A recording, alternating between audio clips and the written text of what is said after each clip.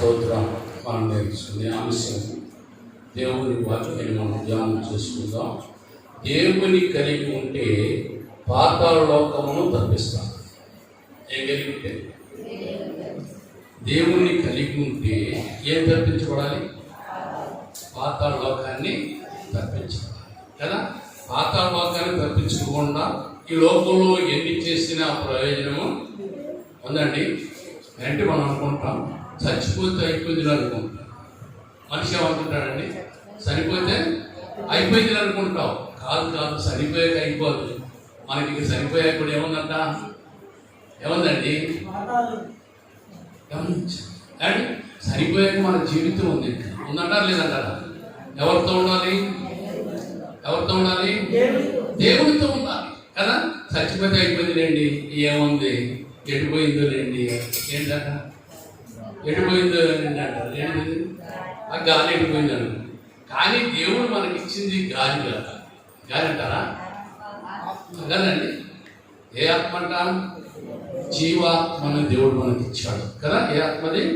జీవాత్మ అంటే చాలా బరువైంది. గమనించండి, గాలి కొట్టుకుపోయేది కాదు, గాలి కొట్టుకుపోయేది కాదండి. ఆ ఆత్మ జీవించాలి, ఆ ఆత్మ దేవుడితో ఉండాలి, ఆ ఆత్మ నిరీక్షణ కలిగి ఉండాలి కదండి. ఈ ఆత్మ కోసం అంట రక్షించడానికి దేవుడు ఈ లోకానికి వచ్చాడు. దేవుని స్తోత్రం, హల్లెలూయా. మనుషులు రక్షించేది లేదు, ఆత్మను రక్షించేది లేదు కదండి. ఈ మనిషిలో ఉన్న జీవాత్మ రక్షించాలని దేవుడు ఈ లోకానికి చెప్పే మాట ఏంటంటే, నీవు ఏం తప్పించుకోవాలి? దేవునితో కలిసి ఉంటే ఏం తప్పించుకుంటాం? పాతాళ లోకాన్ని తప్పించుకుంటాం. దేవుని స్తోత్రం, హల్లెలూయా. దేవునితో కలిసి లేకపోతే ఎక్కడ దిగిపోతాం? పాతాళ లోకానికి దిగిపోతాం కదండి. వాళ్ళు కూడా ఉన్నారు, పాతాళ లోకానికి దిగిపోయిన వారు కూడా ఉన్నారు. లేచి లేకలేక వాళ్ళు ఒక మూలనే కూర్చున్నారు కదా. ఎక్కడ ఏం చెప్తారు? అక్కడ వారు ఒక మూలనే కూర్చోడానికి పడిపోయారు అంట పైకి కదా. అందుకే దేవుడు మనం తప్పించి ఉంచాలని మన దేవుని కలిగి ఉంటే పాతాళ లోకాన్ని తప్పకుండా తప్పించుకుంటాం. పాతాళ లోకాన్ని తప్పించుకుంటే మనకు జీవం ఉందండి, లేదంటారా కదండి. అందుకే అంటాడు దశరథరాజు అంటాడు కదా, అంటాడు మన ముఖ్యమంత్రి గారు చాలా చెప్తానని. ఎందుకంటే ఆయన అంటాడు మధ్యాహ్నం ఘోర వదిలినప్పుడు మొట్టమొదటి ఎవరు లేస్తారంట?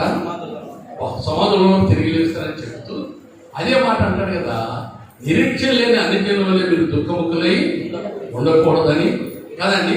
క్రీస్తు మృతులను తిరిగి లేచాడు. దేవుని స్తోత్రం, హల్లెలూయా.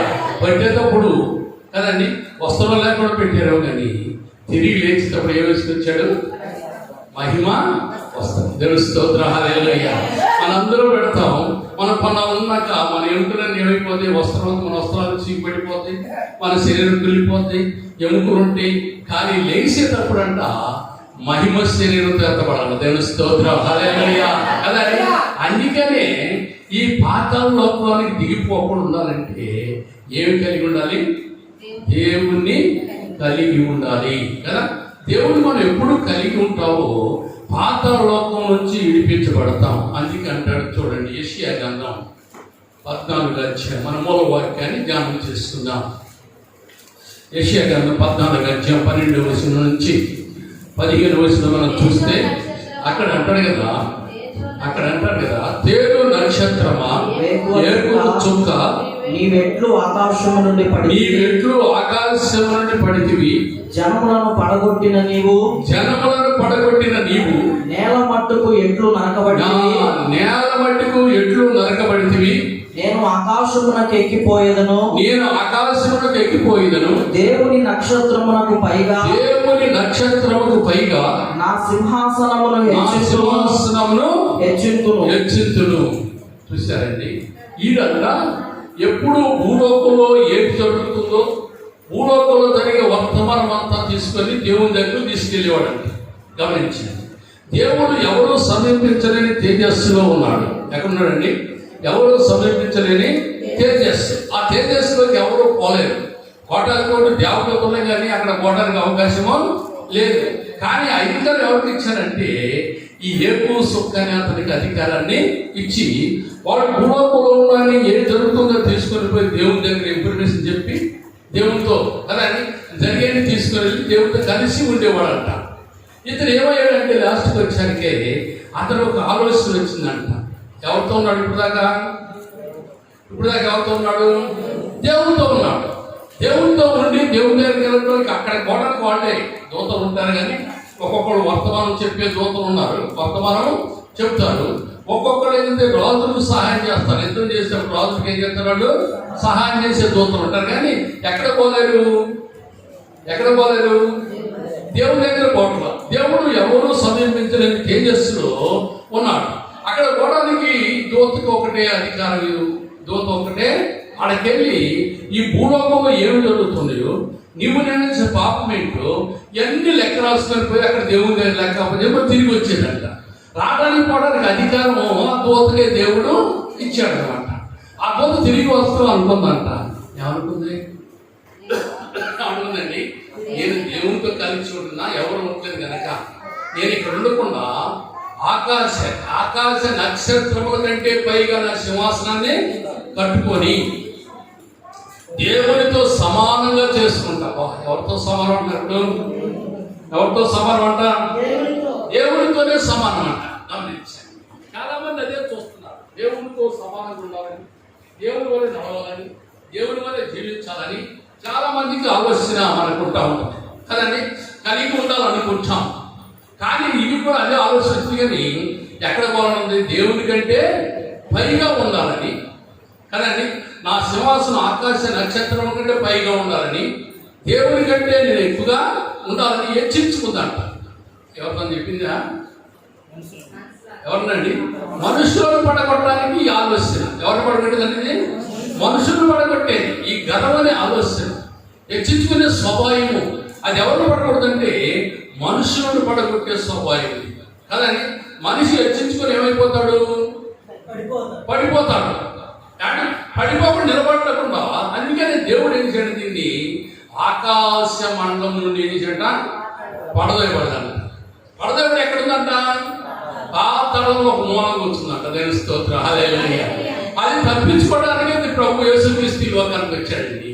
దాన్ని తప్పించడానికే మనం తప్పించడానికి దేవుడు ఈ లోకానికి వచ్చి ఉన్నాడు కనుక ఆయన్ని కలిగి ఉంటే పాతాళంలోని తప్పించుకుంటాము. దేవుని స్తోత్రం, హల్లెలూయా. అది కలిగి ఉండలేక గర్వించి ఎవరితో చెప్పుకోలేదు మనుషులను చూశారండి. హృదయంలో ఆలోచించింది. ఎక్కడండి? హృదయంలో ఆలోచిస్తే ఎవరు గ్రహించారు? చూశారండి. దేవుడు హృదయ రహస్యాలను పరిశోధన చేసే దేవుడు. ఈ హృదయం ఎవరు ఎంటలేదని మన హృదయంలో ఆలోచిస్తున్నాం అనుకోండి, అది ఎవరు తెలుసంటారు? తెలుసంటారండి? దేవుడు తెలుసు, కానీ మనకు అనుకుంటే ఎవరు లేదులే అని ఏం చేస్తాం? గుర్తులు ఆడతాం, చివరి కోరుకుంటాం. కానీ ఎవరు చూస్తారంట? దేవుడు చూస్తాడు. చూసి వాడు ఎక్కడ పడేస్తారంట కదా. చాలా మంది అదే చేస్తారంట కదా. వాళ్ళు లేకపోతే నీళ్ళు వాళ్ళు చెప్పి చివరి కోరుకుంటారంట ఒక్కొక్కరు. నిజమేనంటారా? గమనించండి. కానీ కొనుక్కుంటూ ఏం చేస్తారు? ఎవరు చూడలేదులే అనుకుంటారు. కానీ చూసి ఆయన ఒక ఆయన ఎవరండి? చూసి ఆయన ఒక ఆయన ఉన్నాడు. ఆయన చూశాడు, దాన్ని ఆలోచన ఎరిగి ఉన్నాడు, గ్రహించాడు కదా. ఆకాశ మండలం ఎక్కడ పడదే పాతాళంలో ఒక మూలకే పడదేపడి కదండి. అందుకనంటే అది ఎవరు ఆలోచనట? మనుషులను పడగొట్టుటకు. ఎవరు పడగొట్టేది? మనుషులను పడగొట్టేది అనమాట కదా. మనుషులను పడగొట్టకు నువ్వు ఎందుకు ఇట్లా ఉద్దేశించావు? నీవే ముందుకి అడిగి పాతాళలోకానికి వెళ్ళిపో అన్నాడు. దాన్ని పాతాళంలో బంధించేదంటే మనుషులు నడిపించాలి బయటికి. ఎవరు నడిపించాలని వచ్చాడు? ఇప్పుడు ఎవరు నడిపించాలని వచ్చాడండి? మనుషులు లేడు, మనకి తెలియదు. కానీ మనకు అవసరమా? మనకు అవసరం అండి. ఎవరినన్నా? మనుషులను గమనించండి అంటాడు. అందుకనే మనుషులు ఎవరిని కలిగి ఉండాలి? ఎవరు కలిగి ఉండాలి? చాలా మంది దేవుని కలిగి ఉండరు, చాలా మంది దేవుని గుర్తించలేరు కదండి. కలిగి ఉన్న వాళ్ళు నడిపిస్తారా కదా. దానికి ఏ స్థితి జరిగింది? పాతాళంలో మూలన కూర్చునే స్థితి జరిగింది. అందుకని ఎప్పుడు రక్షించబడతావో, ఎప్పుడు దేవుని వాక్యానికి లోపడతావో, ఎప్పుడు దేవుని వాటిని అంగీకరిస్తావో అప్పుడు నువ్వు పాతాళలోకాన్ని తప్పించుకుంటావు. దేవుని స్తోత్రం, హల్లెలూయా. దేవుని వాక్యాన్ని మనం ఎప్పుడు అంగీకరిస్తే, ఆ వాక్యముగా నువ్వు జీవిస్తే పాతాళలోకాన్ని తప్పించుకుంటావు. అందుకే అంటాడు, రండి రక్షించబడండి కదండి. దేవుని సన్నిధికి రండి, మీరు పాతాళలోకం నుంచి విడిపించబడండి అనే యేసు ప్రభు లోకానికి వచ్చి ఆయన రక్తాన్ని కార్చి తన ప్రాణాన్ని బలిగా పెట్టి మన కొరకు తాను బలయ్యాడు. ఎవరు బలయ్యాడు? దేవుడే బలయ్యాడు. అందుకే వారు అంటాడు, నన్ను కలిగి ఉండి మీరు పాతాళలోకమును తప్పించుకుంటారు అంటాడు. చూడండి మాట చూద్దాం. మొదటి మాట యేసుకేలు గ్రంథం చదవండి. యేసుకేలు గ్రంథం 26 అధ్యాయం 19వ వచనం.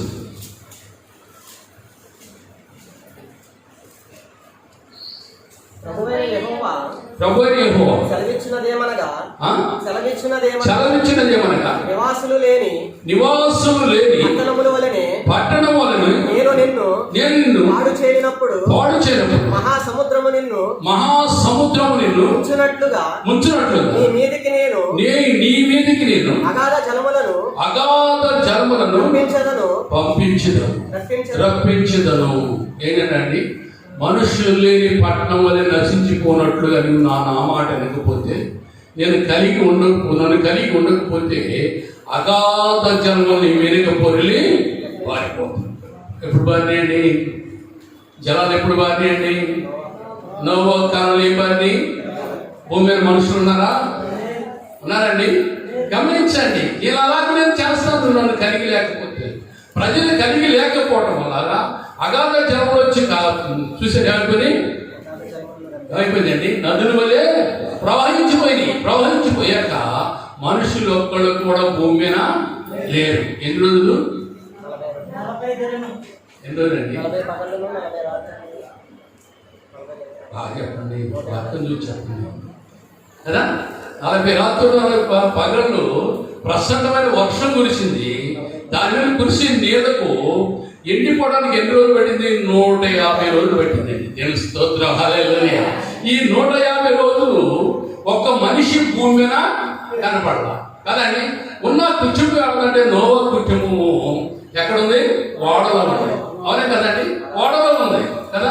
ఎందుకంటే దేవుని సన్నిధి, దేవుని ప్రసన్నత లేకుండా చేయడానికి నీ మీదకి నేను అగాధ జలములను పంపుచున్నాను కదండి. ఒక మనిషి భూమి మీద లేకుండా నేను చేయగలను అని చెప్తున్నాడు దేవుడు. నువ్వు ఎప్పుడు మనం తప్పించుకొని ఆ నిత్యరాజ్యానికి మనం వారసులు అవ్వాలంటే ఏం చేయాలంటే దేవుని కలిగి ఉండాలి. ఎవరిని కలిగి ఉండాలండి? దేవుని కలిగి ఉన్న నోవా కుటుంబము ఒకటే కనపడుతుంది, కానీ ఆ ప్రజలు భూమి మీద లేనే ఉండాలండి, లేరు. కనుక ఆ నోవా కుటుంబాన్ని దేవుడు ఏం చేయాలంటే దేవుని కలిగి ఉన్నారంటే ఆ కుటుంబాన్ని జలప్రళయం నుంచి తప్పించాడు. దేవుని స్తోత్రం, హల్లెలూయా.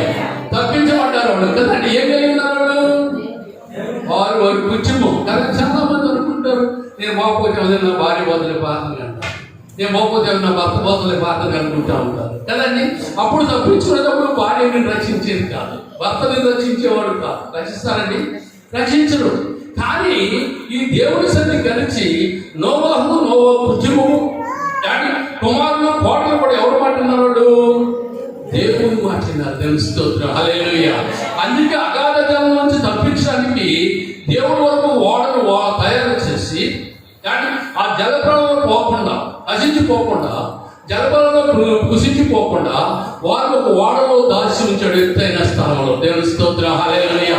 ఆ ఎత్తైన స్థలం వెళ్ళాలంటే దేవుని కలిగి ఉండాలి. ఎవరిని కలిగి ఉండాలండి? దేవుని ఎప్పుడు కలిగి ఉంటావో పాతాళలోకాన్ని తప్పించుకుంటావు, పాతాళలోకం నుంచి విడిపించబడతావు కదండి. ఎందుకు? ప్రపంచం అంతా ఉంది, దేవుడు సర్వాన్ని సృష్టించాడు, కానీ నోవా కుటుంబం ఒకటే నీటి కుటుంబంగా కనపడుతున్న సమయంలో ఆ కుటుంబం కోసము ఎన్ని సంవత్సరాలు వాడు కట్టించాడు? ఎన్ని సంవత్సరాలండి? 120 సంవత్సరాలు కట్టించాడు కదండి. ఎవరిని నింటారేమో, ఎవరైనా దేవుడిని కలిగి ఉంటారేమో, ఈ జలప్రళయంలో మునిగిపోకుండా, జలప్రళయం నశించిపోకుండా ఉంటారేమని దేవుడు ప్రేమ కలిగి ఆ ఓడ కడితే ఎవరో లోనకి అట్లా. ఎందుకని దేవుడు ఎంతో ప్రయాసపడి ఇంకా రక్షించబడతారేమో, ఇంకా దేవుడు చూస్తారేమో అని టీవీలు కలిగితే దేవుని వాక్యం, అదే వాట్సాప్ కలిగితే దేవుని వాక్యం కదండి. అనేక స్థలంలో సువార్తలు పాటిస్తున్నారు. దేవుని స్తోత్రం, హల్లెలూయా. తెలియని ప్రజలకు సువార్త ఇంకా రక్షించబడతారేమో అని. అయినా ప్రజలు ఏం చేస్తారు? రక్షణలోనికి రావట్లేదండి. కాకపోతే ఏముందంట? జలప్రళయం వస్తుంది జాగ్రత్త. కానీ జలప్రళయం గదుపు వచ్చింది ఏంటిది? ఏమైందండి? కరోనా వ్యాధి వచ్చింది కదండి. రక్షణ లేకపోతే ఏమైపోతానని చెబుతున్నాడు. దేవుని ముక్త వస్తుంది జాగ్రత్త. అందుకే నువ్వు దేవుని కలిగి ఉంటేనే దేవుని రాజ్యాన్ని ఉంటావు. లేకపోతే అగ్నిగుణాన్ని తప్పించుకోలేవు. నరకలో పడిపోతావు, రోగంలో పడిపోతావు, శ్రమలో పడిపోతావు, తెగులో పడిపోతావు. నేను అప్పుడు రక్షించే వాళ్ళు ఒక్కళ్ళు లేరు అన్నాయి. అది రక్షించి తప్పించడానికే యేసుక్రీస్తు లోకానికి చెప్పిన మాట ఏంటంటే, నీవు మనుషులను చెడగొట్టకు ఎందుకు ప్రేరేపించబడ్డావు. ఏదంట ప్రేరేపించింది? సైతాన్ని ప్రేరేపించబడ్డాడు. దేనికోసం? ఎవరిని చెడగొట్టడానికి? మానవుని చెడగొట్టడానికి. మానవుని చెడగొట్టు అది ఇది ఇది అది అని మానవ సోపతి వచ్చి మన కూడా ఎక్కడ పోనట్లా? దేవుని దగ్గరికి పోనట్లా.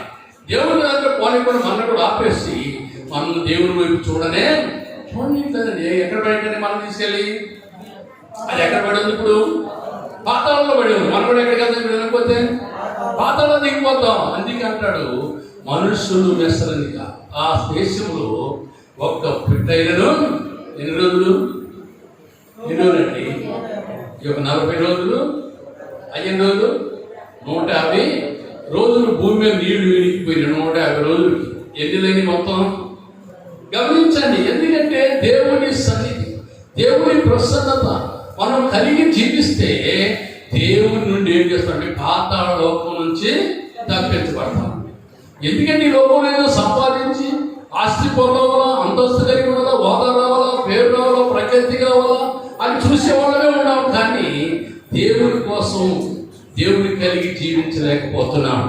అది మనం రక్షించేది కాదండి. మనం దేవుని వైపు చూస్తే, దేవుని వెంబడిస్తే ఆయన అంటాడు కదా, చెరివాడు వచ్చింది చూడండి. అక్కడే చెరివాడు వచ్చింది. భూమి కింద ఉన్న స్థలములలో భూమి కింద ఉన్న స్థలములలో నీకు నివాసము నిర్ణయింతును. పాతాళములోనికి దిగిపోవు వారితో కూడా నిన్ను నివసింపజేసేదను. ఏ స్థలం అనేది? భూమి కింద ఉన్న స్థలం. ఏ స్థలం అనేది? భూమి కింద ఏముంది మనకి? ఇప్పుడు ఏముందండి? భూమి కింద ఏముందండి? పాతాళం ఉంది. ఆడ దిగిపోతున్నావు. అయితే నీ మాట జనులందరూ కూడా అక్కడికే దిగి వస్తారంట. ఎక్కడికంట? పాతాళం.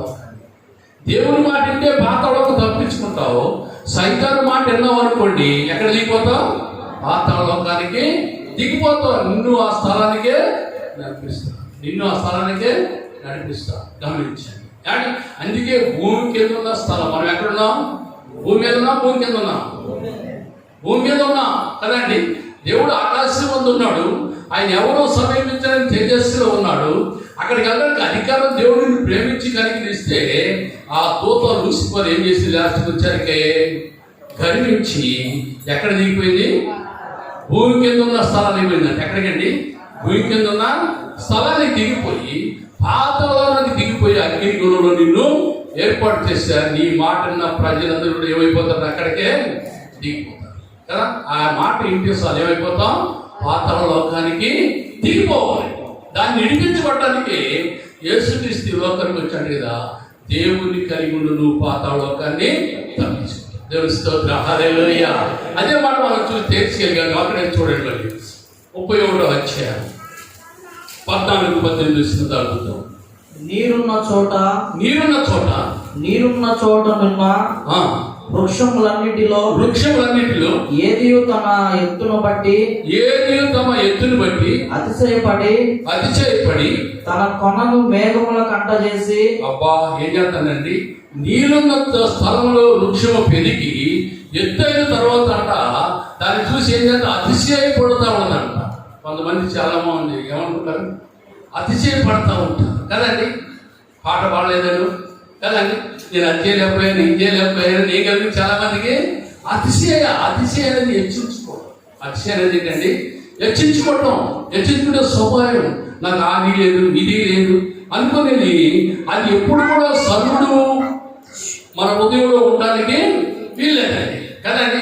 హెచ్చించుకుంటారంట చాలా మంది. చదవండి. తన ఎత్తును బట్టి అతిశయపడి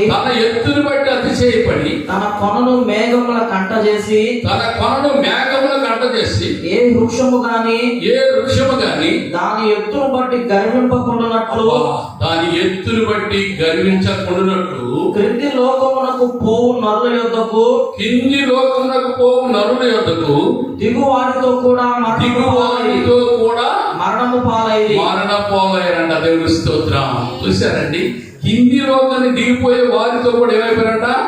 మరణ పాలైపోయారంట. ఏ వృక్షమైనా తన ఎత్తుని బట్టి అది నేను ఎదిగాను ఏమనుకుంటుందండి, నేను ఎదిగాను, నేను మేఘాల దగ్గరికి అనుకుంటున్నాను అని హెచ్చించకూడదంట. అందుకని ఇది కూడా ఏం చేసిందండి, నేను దేవుని నేను తప్ప ఎవరో దేవుని దగ్గర పోయేవారు లేరు, దేవునితో కలిసి ఉండేవారు లేరు, దేవుడిని చూసేవారు లేరు. ఇక్కడ ఉండే దేవుని స్తోత్రం అంటారు పనిపోతున్నాయి కానీ నేను ఒక్కదాన్ని ఆడబోతాను. ఏం చేసింది? హెచ్చించుకుందంట. ఏం చేస్తుందండి, ప్రతి వృక్షము నీళ్ళ దగ్గర నుండి ఎదుగుతూ ఉండదు. ఏం చేస్తాడు? ఎదుగుతూ ఉండదు. ఏంది అంటాను, ఎత్తుని పెట్టి అంటది.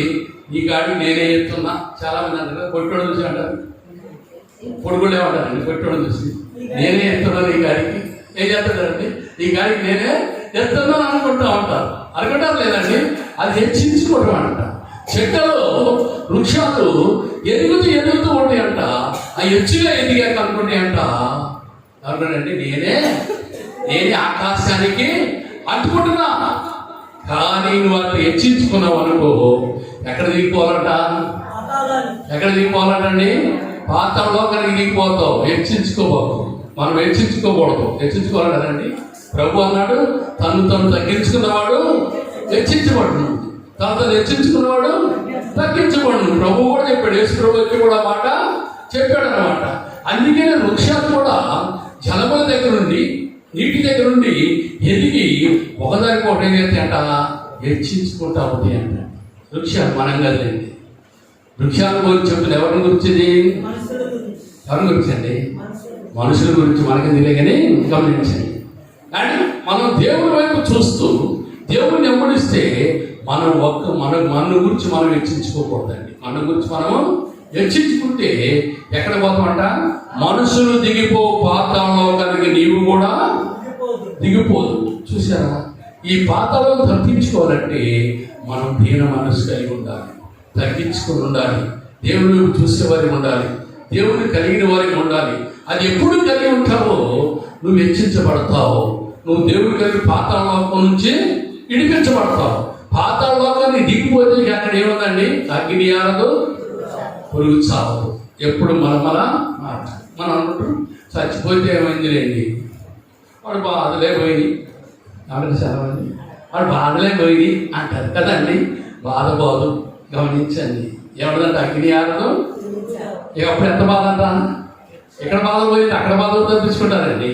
ఈ లోకంలో తప్పించుకొని నువ్వు దేవుడితో కలిసి ఉంటే, అందుకే అంటాడు, నేను వచ్చి మిమ్మల్ని ఏమంటాడు? మహిమ శరీరమును లేపి నాతో కూడా మిమ్మల్ని తీసుకొని పోతా. దేవుని స్తోత్రం. హల్లెలూయా. అక్కడ తీసుకుపోయే మన జీవితం ఉంది, అక్కడ పోయే మనకు వెలుగు ఉంది, అక్కడ పోయే మనకు జీవం ఉంది. అది కలిగి జీవించడానికి ఈ లోకంలో మనం పాతాళలోకం నుండి తప్పించబడాలండి, దాని నుండి విడిపించబడాలండి. ఆయన వచ్చేది అంటాడు, నేను వచ్చి నాతో కూడా నేను మిమ్మల్ని తీసుకొని నేనుండు స్థలంలో మీరు ఉండలాగా. ఆ స్థలంలో ఉండాలి మనం, ఆ స్థలానికి వెళ్ళాలి. అంటే ఏ శోభ ఉండకూడదు, ఏ శోభ ఉండకూడదు చెప్పాలి. ఏ శోభ ఉంటుందండి? హెచ్చించుకునే శోభ ఉండకూడదు. హెచ్చించుకోవడం ఎప్పుడు ఉంటావో ఆ స్థలానికి వెళ్ళగలుగుతాం కదా, ఆ స్థలానికి వెళ్ళగలుగుతాం. దేవుని సన్నిధి కలిగి ఎప్పుడు సనువుడు కూడా ఉండకూడదు అంటండి. ఏమనకూడదు అంట? సనువుడు ఉండదు. అందుకని మోషేతో దేవుడు చెప్పాడు కదండి, నీ ప్రజలందరూ సనుక్కొచ్చున్నారు, వారు ఆ స్థలాన్ని పోరు కానీ కాలేబు యెహోషువ తప్ప ఎవరో. కాలేబు యెహోషువ తగ్గించుకుని ఉండేవాడు, సంఘంలో ఉండేవాట, దేన మనసు కలిగి ఉండేవాడు, హెచ్చించుకునే స్వభావం ఉండేది కాదంట. వారు దేన మనసు కలిగి ఉన్నారు కనుక ఆ దేశానికి నీ ప్రజలు ఎవరు మోసే ఎవరు చెప్తాడు ఈ మాట? మోషేతో చెప్తున్నాడు. అక్కడ ఉన్నాడు యెహోషువ, కాలేబు ఆ దేశానికి చూస్తారయ్యా. ఏ దేశం అది? పాలు తేనెలు ప్రవహించే దేశం. ఆ దేశం నువ్వు వెళ్ళాలంటే నువ్వు హెచ్చించుకుంటున్నావేమో, కానీ ఎత్తుగా ఉన్నాను అనుకుంటున్నావేమో, కానీ అందంగా ఉన్నాను అనుకుంటున్నావేమో. గ్రహించండి. ఆ వృక్షాలంట ఎదిగి ఒక ఆకాశం అడ్డుకుంటూ హెచ్చించుకుంటా ఉంటుందంట. అంటున్నాడు కదా, దాన్ని నువ్వు నరకబడి ఎక్కడికి వస్తావంట, ప్రజలు దిగిపోవు, మనుషులు దిగిపోవు, వాతావరణానికి దిగిపోతాను. జాగ్రత్త జాగ్రత్త జాగ్రత్త కలిగి ఉండాలి. కానీ జాగ్రత్త లేకుండా మనం ఏం చేసినా ప్రయోజనం లేదండి. జాగ్రత్త లేకుండా ఏది చేసినా ఉపయోగం లేదండి. 18 చూడండి అక్కడే. కాబట్టి ఘనముగాను గొప్పగానున్న నీవు ఏదేను వనములోని వృక్షములలో దేనికి సముడవు నువ్వు గొప్పగా ఉన్నాను అనుకుంటున్నావు, కానీ ఎత్తుగా ఉన్నాను అనుకుంటున్నావు. కానీ ఏదో వనంలో దేవుడు సృష్టించిన వాటిలో దేనికి సమానుడు నువ్వు? దేవుడు సృష్టించిన చెట్లలో దేనికి సమానుడు? కానీ గమనించండి, నేను ఎత్తుగా ఉన్నాను, అందంగా ఉన్నాను, హెచ్చించుకుంటున్నాను. కానీ దేవుడు ఏదో తోటలో సృష్టించిన వృక్షములలో దేనికైనా పనికి వస్తాం మనం? దేనికి కూడా పనికిరామండి కదండి. అందుకే నువ్వు మనసుని హెచ్చించుకుంటున్నావు. మనసు హెచ్చుకోదు, మనసే ఏం చేస్తుందంట, హెచ్చించుకుందంట హృదయంలో. లూసిఫర్ హెచ్చించుకుంటే దేవుడు ఎంతనే ఏమేం చేశాడైనా గ్రహించేశాడు. నువ్వు ఎందుకు మనుషులను చెడగొట్టకు నీవు హెచ్చించుకుంటున్నావు. నువ్వు పాతాళంలో ఒక మూలను కూర్చుంటా ఉంటావు. ఆకాశం నుండి పడదయబడిపోయింది. గమనించండి. అందుకని దేవుడు సృష్టించిన దాంట్లో మనం ఏ పార్టీ వారము? అలాగే దేవుడు ఏదో తోటలో వృక్షాలు సృష్టించాడు, పర్వతాలు సృష్టించాడు, ఆదాలను సృష్టించాడు. వారందరికీ మనం గొప్పడం అంటారంటే అడిగి గొప్పడం అంటారండి కాదు. కానీ మనం తగ్గించుకొని మన దేవుని కలిగి ఉండాలి. ఎవరిని కలిగి ఉండాలండి? దేవుని కలిగి ఉండాలి. దేవుని కలిగి లేకపోతే దేవుని మహిమని చూడలేం. దేవుని ఎప్పుడు నువ్వు కలిగి ఉంటావో అందుకే ఆయన చెబుతున్నాడు, నువ్వు వాటిలో ఏ పాటి దాని అంటాడు కదండి. 3వ మాట చూద్దాం, చూడండి. ఎస్కేల్ గ్రంథం 32వ అధ్యాయం 23 దాని సమాధులు పాతాళ అగాధములో నియమింపబడినవి.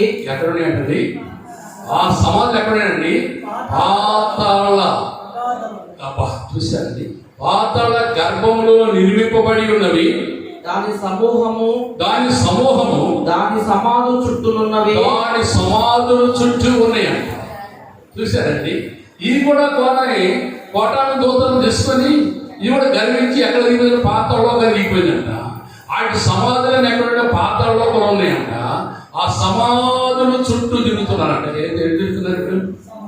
సమాధుల చుట్టూ తిరుగుతున్నారు. చాలా మంది సమాధుల చుట్టూ తిరుగుతాం. మనం సమాధులు దండాలు పెడుతున్నారు, సమాధులు మొక్కుంటున్నారు. గమనించండి, ఇప్పుడు ఏమైనా దేవుడు విడదా అవి అగ్ని కదా. వాటి పాతాళంలో ఉన్నాయంట. ఆ సమాధి ఎక్కడండి? పాతాళం ఉన్నాయంట.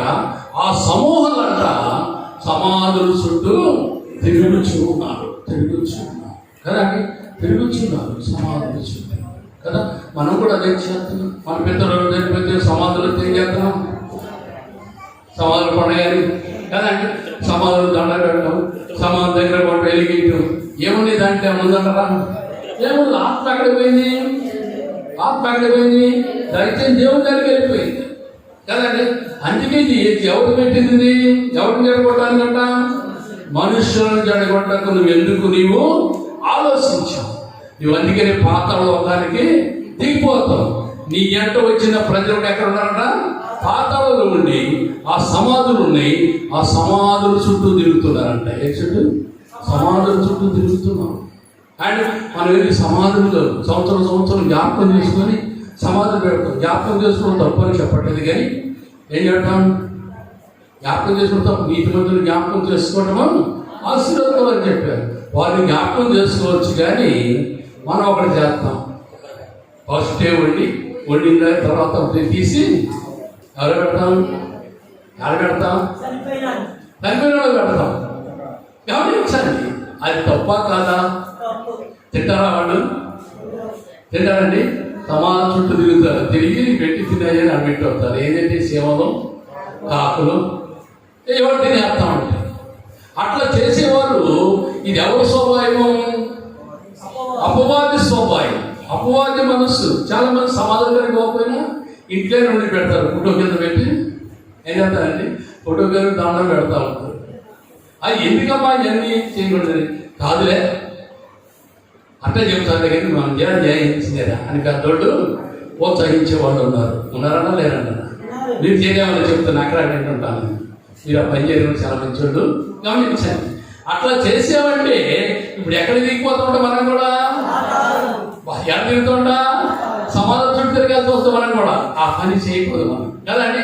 అది తప్పించడానికే దేవుడి లోకానికి వచ్చాడండి మనకి. ఆయన కలిగి నువ్వు జీవించు, పాతాళలోకాన్ని తప్పించుకుంటావు. కలిగి నువ్వు జీవించు, ఆశయాన్ని వదిలిపెడతావు. కలిగి జీవించు, ఈ లోక మర్యాద వదిలిపెడతావు. నువ్వు దేవుడితో కలిసి ఉంటే పాతాళలోకానికి దిగిపోకుండా ఎక్కడికి వెళ్తావు? తప్పించుకుంటావు. ఏం చేస్తామండి? తప్పించుకోవాలి. పాతాళలోకాన్ని తప్పించడానికి యేసుక్రీస్తు లోకానికి వచ్చి తన ప్రాణాన్ని బలిగా మన కొరకు పెట్టాడు. కానీ ఆయన రక్తాన్ని చిందించాడండి. కానీ ఆయన లోకంలో చూడాలి కానీ ఈ లోకంలో పాతాళలోకం వైపు చూడటానికి వీళ్ళు వారు చేస్తారంట. ఆశీర్వాదం చేసి వారు సమాధులు పాతాళలోకంలో ఉంటే వాడి చుట్టూ తిరుగుతూ ఉంటారంట, దండం పెడతా ఉంటారంట. గమనించండి. కానీ అవి చేయటం మంచిది కాదు. కానీ వారిని జ్ఞాపకం చేసుకొని ఆ ఆత్మ దేవుడితో కలిసి కదండి దేవుడిని వెంబడించాలి. ప్రభువా, నేను ఈ లోకంలో రక్షించబడ్డాను, నేను పాతాళలోకి తప్పించుకున్నాను. ప్రభువా, నన్ను విడిపించావు ఆయన. ఆ ఆత్మను కూడా విడిపించి ప్రభు అని ఇప్పుడు ప్రార్థన చేసామండి. ఇప్పుడు ప్రార్థన చేసిన ఆత్మ కోసం చేసామండి. వాళ్ళు ఒక ఆయన ప్రార్థన చేశాడు. ఏమన్నాడు?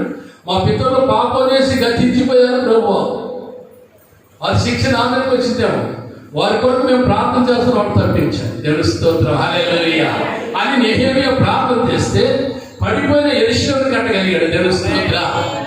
కానీ ఆ పితరుల కోసం నెహెమ్యా ప్రార్థన చేశాడండి. ఆ చేసి వారిని విడిపించాడు. నెహెమ్యా దేవుని వైపు చూశాడు. గమనించండి. మరి మనం చూద్దామా? ఎవరైపు చూద్దాం? చచ్చిపోయిన చూద్దామా? చెప్పండి. ఎవరికైనా చూద్దామండి? చచ్చిపోయిన వాళ్ళకైనా చూడకూడదు కదండి. వాళ్ళు ఇంకో మాట చెప్తారు. ఒక అమ్మగారు అంటుంది, గణాసరి అది అయ్యాడు, చనిపోయి మా అబ్బాయి ఈరుడైనాడు. అయిపోయాడ గణాసారి అమ్మంది అండి. పుట్టగాడు ఎన్నో వాకులు చెప్తూ ఉంటుంది. ఆమె అడిగితే పార్థం కనుక వచ్చి మా కొడుకు పెళ్లి కనుక తెచ్చాడు కదండి, ఈరుడైందండి. ఏమైందా? ఈరు కదండి. మరి అవుతారా? అయ్యే అధికారం ఉందా? గమనించండి. కానీ అది చేసి ఏం చేస్తారంటే దేవుని మహిమని మనము చూడలేము, దేవుని కృపని చూడలేకపోతున్నాం. అందుకే దాన్ని తప్పించడానికి యేసు ప్రభు ఈ లోకానికి వచ్చి అంటాడు. 24 వచనం నరపుత్రుడా ఇశ్రాయేలు దేశములో పాడైపోయిన ఆయా చోట్లను కాపురమున్న వారు అబ్రహాము ఒంటరి అయి ఈ దేశమును స్వాస్థ్యముగా పొందెను కదా. స్తోత్ర, హల్లెలూయా కదండి. అబ్రహాము ఏమయ్యాడంట?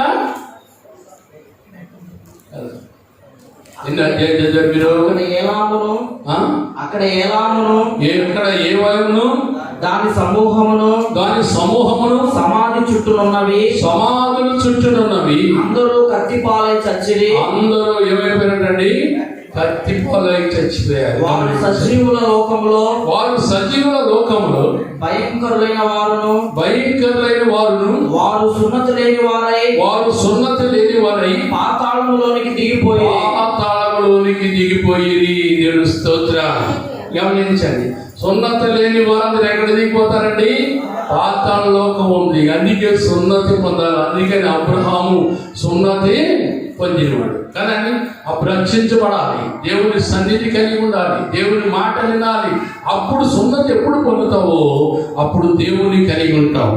లేని వారందరూ ఎక్కడ దిగిపోయారట? పాతాళ లోకానికి దిగిపోయారు. పాతాళ లోకంలోనికి దిగిపోయారు. పాతాళ లోకంలో చిడిపించబడాలంటే, పాతాళ లోకంలో రక్షించబడాలంటే మనం ఏం కలిగి ఉండాలి? ఆశ్చర్యం కలిగి ఉంటే పాము ఆశ్చర్యం పోతామండి. మనం ఉన్న స్వభావం కలిగి ఉంటే పాము. మన పితరుకున్న స్వభావం నాకు కూడా ఉందనుకుంటే ప్రయోజనము లేదు. ఆ స్వభావం ఎప్పుడు మనం తీసేసుకుంటావో ఇడించబడి అబ్రహాం బయటకు వచ్చాడు. మళ్ళీ పాపంలోనికి అబ్రహాం విగ్రహాల నుంచి వచ్చాడు, మళ్ళీ విగ్రహాల కోసం పోనే బయటకు వచ్చాడు. అబ్రహాముని పాతాళంలో తప్పించాడు లేదు దేవుడు? తప్పించాడు లేదా? తప్పించడం అంటే అబ్రహాం విగ్రహాల దేవుడే. అబ్రహాంకి ఆశ్చర్యం ఉంటో తెలుసు కదండి. విగ్రహాలు చేసేవాడు, విగ్రహాలు అమ్మేవాడు, విగ్రహాలు పూజించేవాడు అబ్రహాం. అబ్రహాం ఇంట్లో ప్రార్థన లేదు. దేవుడు ప్రత్యేకించి అబ్రహాం బయటికి తీసుకొచ్చాడు. మళ్ళీ అబ్రహాము ఏమైపోయాడు? దాని జోలికే దాన్ని గుర్తు చేసుకోలేదండి. అందుకే అబ్రహాముని దేవుడు ఏం చేశాడండి? విశ్వాసులకి దేవుని స్తోత్రం, హల్లెలూయా. అది కలిగి మనం జీవిస్తే ఏం తప్పించుకోడు. అబ్రహాం ఎవరిని కలిగి ఉన్నాడు?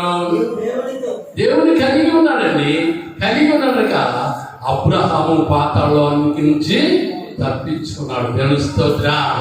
దేవుని కలిగి ఉంటే పాతాళం నుంచి విడిపించబడతాం. దేవుని కలిగి ఉంటే పాతాళం మనం తప్పించబడతాం.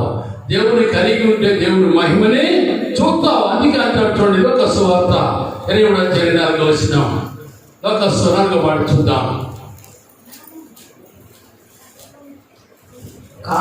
కాగా వారు అడిగినట్లే జరగవలెనని పిలాతు తీర్పు తీర్చి అల్లరి నిమిత్తమును నరహత్య నిమిత్తమును చెరసాల్లో వేయబడి ఉండే వారిని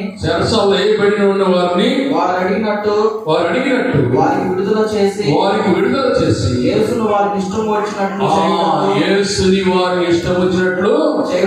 చేయుటకు అప్పగించను. ఎవరు అడిగినట్టు? జనులు అడిగినట్టు కదండి. జనులు కోరుకున్నట్టు శరస ఉన్న బందిపోడు దొంగను విడుదల చేశాడు. కానీ యేసుని వారికి అప్పగించాడు.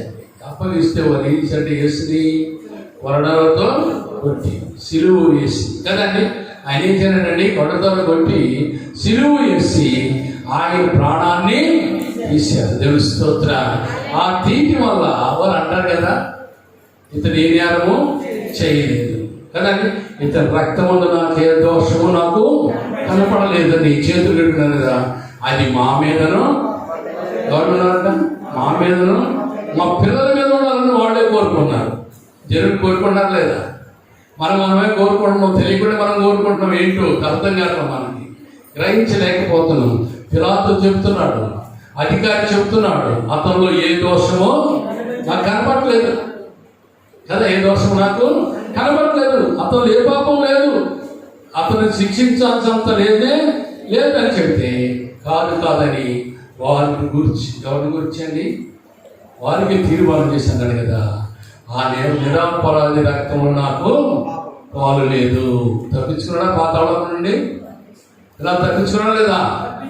దాన్ని ఇడిపించబడాలి. లోకానికి ప్రభువును అప్పగించాడు. కానీ నేను ఆ దోషము చేయలేను. ఆ రక్తంలో ఏ దోషమో లేదు. నిరాపరాధి. ఎవరైనా తీర్పు పొందాడైనా నిరాపరాధని రాజు సైతమే తీర్పిచ్చి కానీ విడిపించబడి అతని పిల్లల మీద లేకుండా ఈ దోషాన్ని తీసేసుకున్నాడు. కానీ ఈ ప్రజలందరూ ఏమన్నారంటే అది మా మీదను మా పిల్లల మీద కూడా ఎక్కడ తెచ్చుకుంటారు? తరతరాలు తెచ్చుకుంటున్నామా? ఏం చేసండి కదండి. తరతరాలకు తెచ్చుకున్న రక్తాన్ని గమనించండి. మనం దేవుని వైపు చూస్తూ దేవుని మనం వెంబడించాలంటే దేవుని కలిగి ఉంటే మనం పాతాళం నుంచి తప్పించుకుంటామండి. ఇలా తప్పించుకున్నా లేదా? ఇలా దేవుడు చూశాడా లేదా?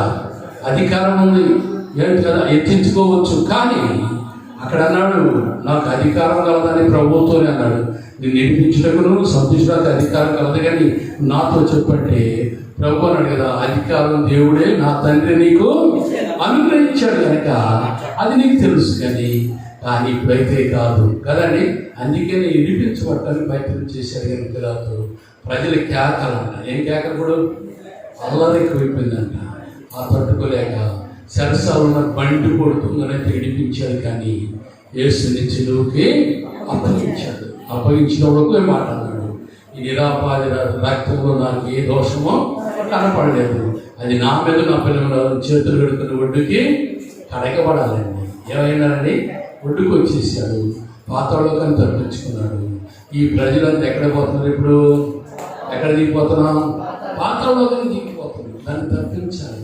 ఏమిని కలిగి ఉండాలి? దేవుణ్ణి కలిగి ఉండాలి. పిలాతు ఆఖరి క్షణంలో దేవుణ్ణి కలిగి ఉన్నాడు. పాతాళలోకం నుంచి విడిపించబడ్డాడు. ప్రజలు ఏమైపోయారండి? పాతాళలోకాన్ని దిగిపోతారు. ఎవరు చేసింది ఇది? ఎవరు చేసిందండి? ఎక్కడి నుంచి చేశాడు? ఎక్కడి నుంచి చేశాడు? దేవునితో ఉన్నాడు, దేవునితో కూర్చునేవాడు, దేవుని దగ్గరికి వెళ్ళేవాడు, కిందకు వచ్చేవాడు, పైకి వెళ్ళేవాడు. ఇంట్లో కనుక అధికారం ఉంది అతనికి. ఎవరు పోలేదు ఆ సమీపించలేని తెలియజేస్తుంది. ఎవరు అక్కడ పోయే పని? దూతలు కూడా పోవు. అక్కడ దూతలు కూడా పోవడానికి వీలేదు. ఆ ఒక్క దూతకే అవకాశాన్ని ఇచ్చాడు దేవుడు. భూలోకంలో ఏం జరిగింది తీసుకుని పోయి దేవుని దగ్గర పెట్టింది. అయ్యా జరిగింది జరిగింది ఎప్పుడు అక్కడ తీర్మానం చేసినా మళ్ళీ కిందకు వచ్చేది, మళ్ళీ తీసుకుని పోతా ఉండేది. ఈ పనిలో ఉండే దేవదూత అది లాస్ట్కి వెళ్ళింది, గర్వించింది, హెచ్చించుకుంటాను. ఎత్తుడు చూసి అనుకుందాము కదండి. నేనే దేవుని దగ్గర పోతున్నా. చాలా మంది అనుకుంటారు నేనే ప్రార్థన చేస్తున్నా, ప్రార్థన చేయని అనుకుంటాను. అనుకునే ఉన్నారా లేదా? అభిషేకమునందిన కెరూబువై అభిషేకమునందిన కెరూబువై కాలుచున్న రాళ్ల మధ్యను నీవు సంచరించుచుంటివి. నీ సౌందర్యము చూసుకొని నీవు గర్వించిన వాడవై నీ తేజస్సు చూసుకొని నీ జ్ఞానమును చెరుపుకొంటివి. కావున చూశారండి, అది ఔశ్వర్యవంతులండి. కాలుచున్న ఎక్కడుందంటే పడిపోయి కాలుచున్న రాళ్ల మధ్యలో తిరుగుతుందంటండి. దాన్ని తనకున్న ఔశ్వర్యాన్ని చూసి, తనకున్న అందాన్ని చూసి గర్వించుకునేవాడు చాలా మంది ఉన్నారా? లేదా? ఉన్నారా? కానీ అందుకనే చాలా మంది ఆ స్వభావం కలిగి జీవిస్తూ ఉంటారు కనుక నువ్వు ఎక్కడ పడతావు? ఆ స్వభావం ఎక్కడ పడతావు? పాతాళలోకం. గమనించండి, పాతాళలోకానికి దిగిపోవాలి. పాతాళలోకం నుంచి విడిపించేవారు ఎవరు లేరు. నీ మహిమ ఉందని కదండి. నేను చాలా మంది అదే చూస్తున్నారు. ఏమంటారు? నేనే ప్రార్థన చేసేదాన్ని, నేను తప్ప ఎవరు నాకంటే ఎక్కువ చేయదు, నేనే పాటలు పాడేది, నాకన్నా ఎక్కువ పాడేవాళ్ళు లేరు. అనుకోవచ్చా? నేను ఎక్కువ ప్రార్థన చేస్తాను, గంటలు చేస్తాను అనుకుంటున్నావేమో. కానీ నేను ముందే రక్షించబడ్డాను అనుకుంటున్నావేమో. ఎప్పుడు మనం రక్షించకూడదు. దేవుని సన్నిధి కలిగి, దేవుని ప్రసన్నత కలిగి నువ్వు ఎప్పుడు ఉంటావో పాతాళలోకాన్ని తప్పించుకుంటావు. దేవుని స్తోత్రం, హల్లెలూయా.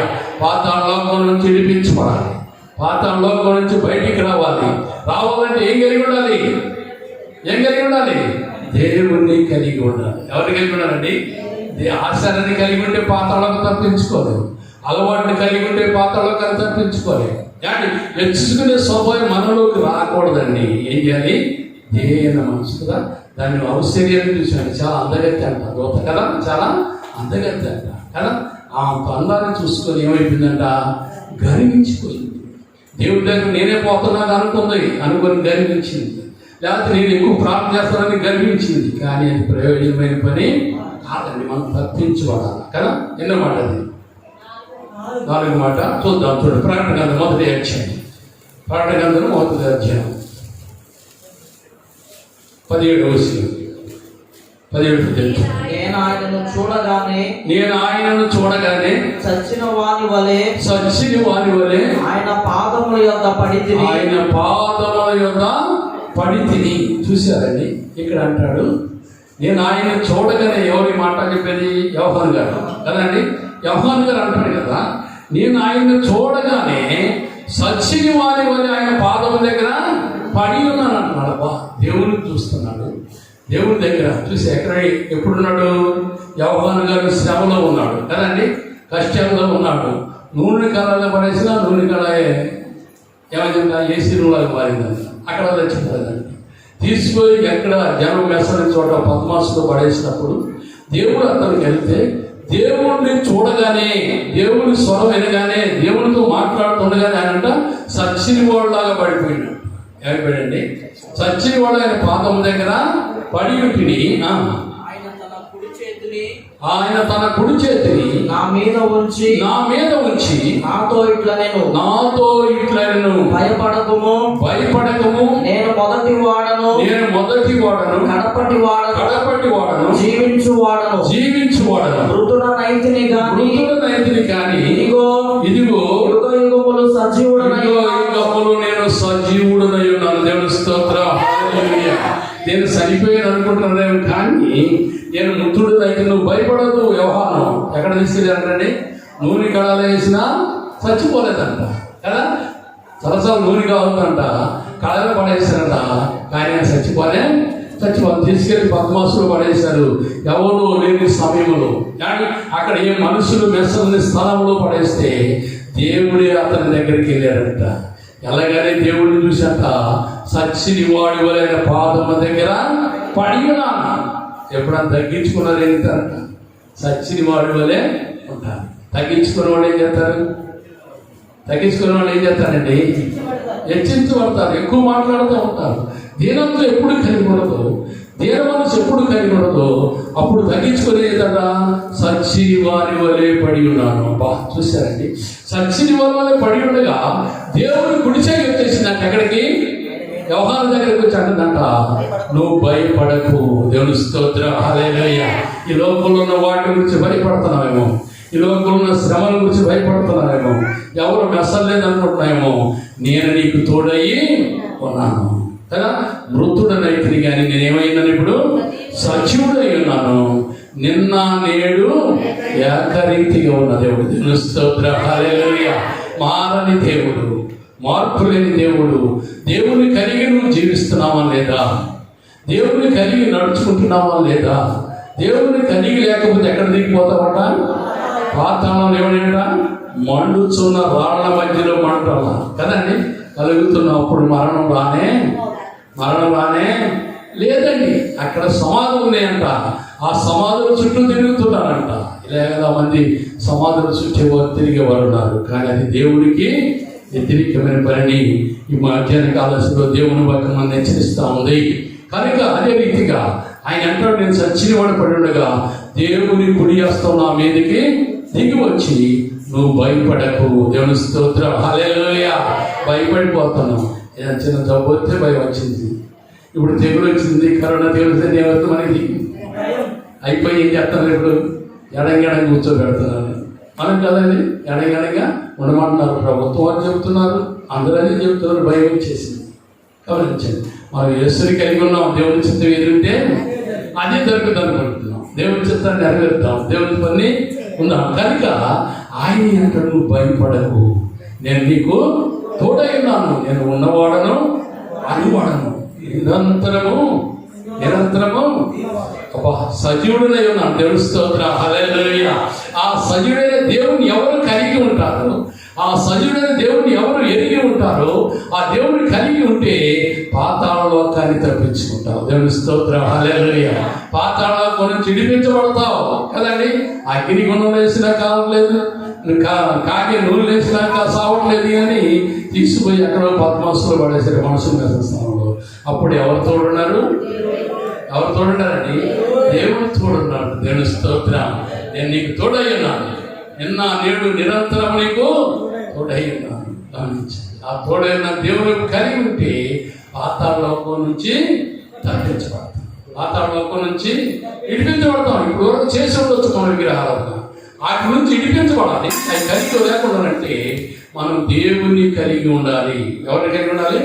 దేవుని కలిగి ఉన్నప్పుడు అంటాడు కదా. మనం చూద్దాం చూడండి. ప్రకటన గ్రంథం 9వ అధ్యాయం అనుకుంటా. 9వ అధ్యాయం 1వ వచనం నుంచి 6వ వచనం. ఐదవ దూత బోర ఊదినప్పుడు ఆకాశము నుండి భూమి మీద రాలిన ఒక నక్షత్రమును చూసి తిని అగాధము యొక్క తాళపు చెవి అతనికి ఇయ్యబడెను. అతడు అగాధము తెరువగా పెద్ద కొలిమిలో నుండి లేచు పొగ వంటి పొగ ఆ అగాధములో నుండి లేచెను. ఆ అగాధములోని పొగ చేత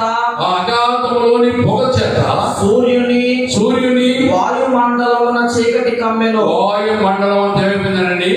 చీకటి కమ్మిపోయిందండి. చూసారండి, అగాధం నుంచి పెద్ద పొగ వచ్చిందంట.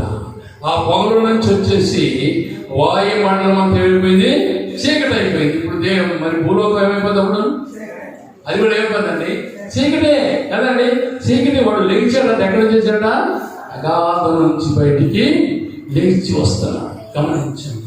వచ్చి ఏం తీసుకొస్తున్నాడు? ఇప్పుడు ఏమొస్తాడు? ఇప్పుడు ఆ పొగలో నుండి మిడతలు భూమి మీదకి మిడతలు వచ్చిందంట. మనం విన్నాం మిడతల గురించి కదండి. మిడతలు భూమి మీదకి వస్తున్నాయి అంటే ఇప్పుడు మనం వింటున్నాం, టీవీలో మనం చూస్తున్నాం, పేపర్లో మనం చూస్తున్నాం. ఏమొచ్చిందంట? పొగల నుంచి మిడతలు భూమి మీదకి వచ్చేస్తాయి. కానీ మిడతలు భూమి మీదకి వచ్చి ఏం చేస్తాయి? పంటలు కూడా పాడు చేస్తాయి. మనం పడుకోవడానికి అవకాశం ఉండదు. మన పక్కన మిడతలే ఉంటాయండి కదండి. మనం అడిగేసి నడవాలంటే ఏమంటే మిడతలే ఉంటాయి. అప్పుడు ఏడాది ఏం చేస్తాము? దేవుడు ఉగ్రత భూమి మీదకి వస్తుంది కనుక మీరు దేవుణ్ణి కలిగి ఉండండి కదా.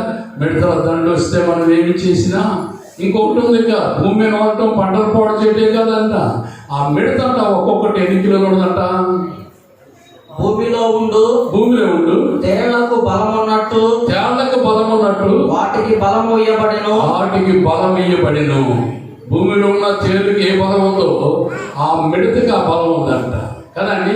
ఆ మిడత 5 మనుగులు బరువుడదంట. ఎన్ని మనుగులండి? మనుగులండి ఎన్ని కిలోలు? పెద్దవాళ్ళు తెలుసు అనమాట, మీకు ఎవరు తెలియదు కదా.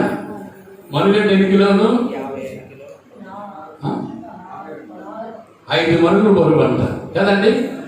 మనుగంటే ఎన్ని కేజీలు? 11 కేజీలు ఉంటుంది.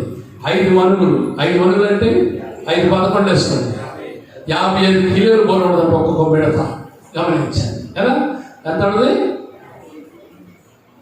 55 కేజీల బరువు మిడత లేచి అది దేవుని ముందులో ఎవరికి లేకుండా ఉందో, ఎవరు దేవుని కలిగి జీవించుకున్నారో వారిని నొసటి మీద కొట్టిందంట. కనబడిందండి. వారిని నొసటి మీద కొడితే భూమిలో ఉన్న దేవుడికి ఎంత బలం ఉంది? ఎంత బలం ఉందండి? ఒకరోజు ఒక కత్తి కొట్టి 1 గంట 2 గంటలు ఉంటుంది. తర్వాత చెమటకే తట్టుకుంది. తట్టుకుంటావా? నాకు తేరు పెట్టిందో, నాకు తేరు పెట్టింది ఎంతమంది చెబుతాం? ఏమన్నీ మంత్రాలు పోతాం. కానీ ఆ మిడత కొడితేనంట 5 నెలలు ఉంటుందంటండి. ఎన్ని నెలలు ఉందంట?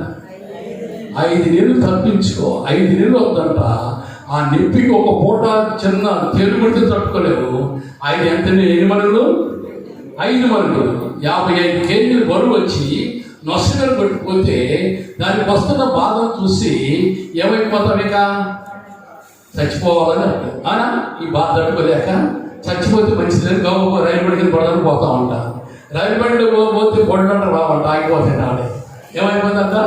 మరణం మనం చూసి ఏమవుతుంది? ఇక పారిపోతుంది. ఇప్పుడు మరణం దగ్గరకు వచ్చేసిందా లేదా? ఈ కరోనా వ్యాధి వచ్చింది కదండి, ఇంకొక వ్యాధి వచ్చింది, ఇంకేదో. ఇప్పుడు మరణం ఎదుగుతా ఉన్నాయి. ఆ మిడత వచ్చి కొడితేనట మరణం పారిపోతాట. నువ్వు పోయి సముద్రం పడితే సముద్రం నీళ్ళు ఉండవంట, చచ్చిపోతావు అనుకోండి. బాయిలో పడితే బాయిలో నీళ్ళు ఉండవంట. గమనించండి. ఏది కానీ పురుగుల మంది తాగినా ఏమైంది కదా, ఐస్ క్రీమ్ తిన్నట్టే ఉంటుందంట. గమనించండి. ఇక మరణం మనకు కనపడదు. ఇక పారిపోతే మనం చూస్తే భయం అంట. అప్పుడు తప్పించుకుంటావా? అప్పుడు ఇడిపించబడాలంటే ఏం కలిగి ఉండాలి? అని అన్నాడు. దేవుని ముద్ర నొసటమని ఎవరికి లేదు, వాటిని కొట్టుద్దంట. అవునా కదండి? అవునా కదా ఆ మాట? అంటే ఆ ముద్ర ఎవరికి లేదు, వాటిని నొసటమని కొడితే 5 నెలల పాటు ఇక ఆ నొప్పి తగ్గదండి. అబ్బో ఈ బాధతో చచ్చిపోదామంటే మరణం అయిపోయిందంట. పారిపోతుంది మనం చూసి. ఈ నాయకరాబాబు ఇప్పుడే మరణం వచ్చేసింది కదండి. ఎంతమంది చచ్చిపోతారు? 100 మంది చచ్చిపోతున్నారు. మరణం అని నేలతో ఉంది. కానీ అక్కడంట ఆ దూత బోత కానీ మిడతల దండు భూమిలో నుంచి వచ్చినట్టు పైకి ఎలిసి వచ్చి వారిని కొట్టుద్దంట. కొడితే వారు ఏమైపోతారంట? మరణం నుంచి ఇడిపించేవారు లేదు. ఇక మరణం పారిపోతా ఉండదు. మరణం పారిపోతుంది మనం చూసి దాక్కుంటూ ఉండదు. నా దగ్గర రవ్వకు కదా. దాని నుంచి ఇడిపించబడటానికి మనం దేవుణ్ణి కలిగి ఉండాలి కదా. అందుకే ముద్ర లేని వారికి ఏ ముద్ర ఉండాలి?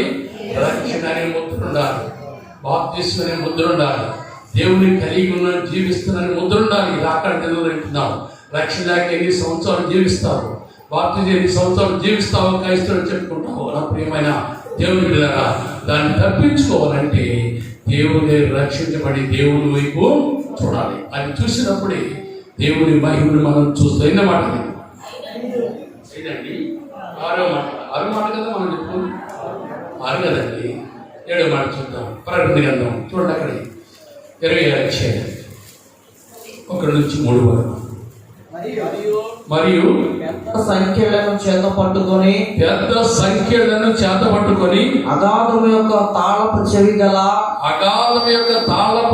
గల ఒక దేవదూత పరలోకము నుండి దిగి వచ్చుట చూసి తిని.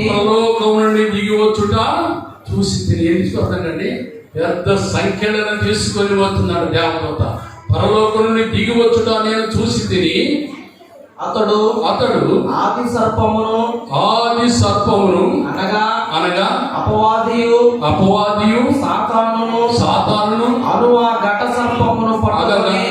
సర్పమును పట్టుకొని 1000 సంవత్సరములు వారిని బంధించి. ఏం చేశాడు ఇప్పుడు దాన్ని? సంఖ్యలతో బంధించంట. పరలోకం నుండి దిగి వచ్చాడు ఒక ఆయన. ఏం తీసుకొని? తాళపు చేయి తీసుకొని. సంఖ్యలోని తాళపు చేయి ఎవరికి ఇచ్చాడు? దేవుడు. పరలోకము యొక్కయు పాతాళలోక యొక్కయు తాళపు చేతులు నీకు ఇస్తున్నా అన్నాడు. ఎవరైనా? పేతురు. చూశారండి, పరలోకం నుండి తాళం తీసుకొని పెద్ద సంఖ్యలు తీసుకొని కిందకి దిగి వచ్చి ఎవరిని? సర్పాన్ని. ఎవరండి? సర్పం అంట, ఘట సర్పాన్ని తీసుకొని, సాతాన్ని తీసుకొని దాన్ని సంఖ్యలతో బంధించేశారు. ఏం చేయడు? సంఖ్యలతో బంధించి ఎన్ని సంవత్సరాలంట? 1000 సంవత్సరాలు బంధించి అగ్నిగుణంలో పడేశాడంట. వాడు బయటకు వచ్చే పని లేదు, ఇక బంధించబడ్డుంది కదండి. బంధించబడి ఎక్కడ కావుతుంది ఇప్పుడు? అది అగాధ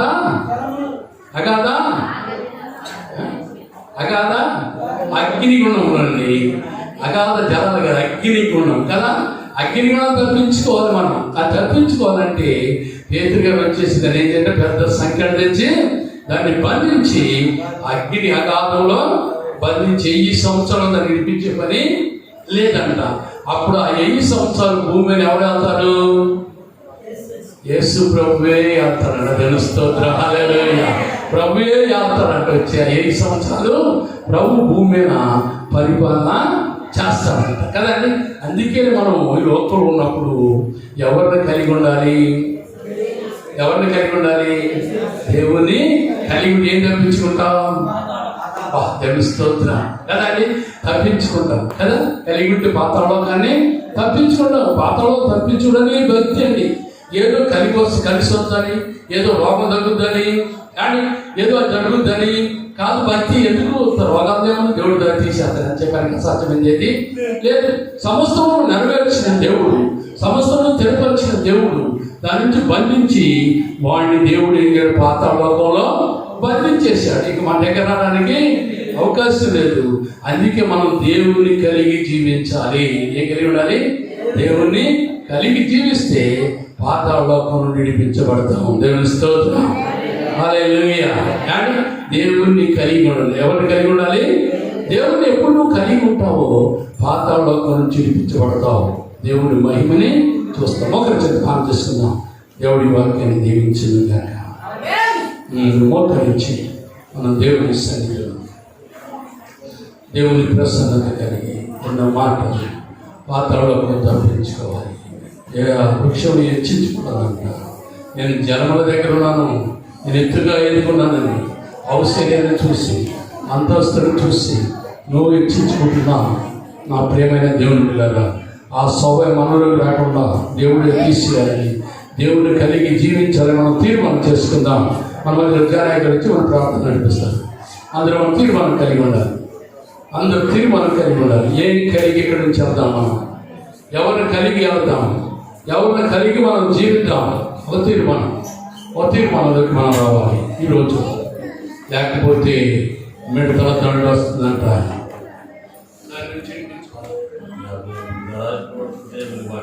హెచ్చించుకుంటున్నావా? తగ్గించుకుంటున్నావా? ప్రభు చెప్తాడు, హెచ్చించుకున్న వారిని నేను తగ్గిస్తాను, తగ్గించుకున్న వారిని నేను హెచ్చిస్తాను. లేఖనాల్లో దైవ సేవకులకు తగ్గించుకున్నారు కనుకనే వారు హెచ్చించబడ్డారు. పరిశుద్ధ గ్రంథంలో వారి గురించి రాయబడిన లేఖనాలు ఎన్నో. హెచ్చించుకుంటే ఒకసారి నువ్వు ప్రశ్నించుకో. ప్రభు చెప్తా ఉన్నాడు, సావుకుల ముఖాంతం నుంచి ప్రభు నీతో నాతో ప్రతి ఒక్కరితో మాట్లాడాడు. ఒకటి కంటిలో దూలం ఉంచుకొని ఒకరి కంటిలో నలుసులు వెతికేవారు. ఆ దేవుని బిడ్డ